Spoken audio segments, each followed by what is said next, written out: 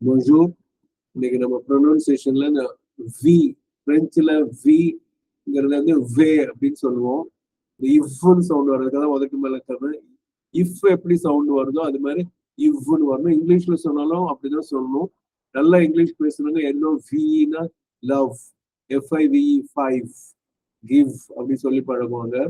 அது மாதிரி இந்த இவ்னு சொல்லணும். ஸோ VELO வேலோ, வேலோ அப்படின்னா சைக்கிள் அர்த்தம், பைசைக்கிள். ஒரிஜினல் நேம் வந்து வெலாசிபீட், PLOCIPIDE, வெலாசிபீட்னு இருக்கும். ஆனா சுருக்கமா வெலோன்னு வச்சு எப்படி ரெஃப்ரிஜரேட்டர்ங்கிறது ஃப்ரிட்ஜ் ஆச்சோ அது மாதிரி. அது மாதிரி இது வந்து வாசி வெலோ அப்படின்னா ஹியர் இஸ் த சைக்கிள். இல்வா வீல் அப்படின்னு சொன்னா அந்த வீல்ல எல் உச்சரிக்கணும். he goes to the town. வீல்லாம் டவுன், அதுலதான் ஆரோ வீல் அப்படின்னு வருது. டவுன் இருக்கலாம், சிட்டின்னு இருக்கலாம்.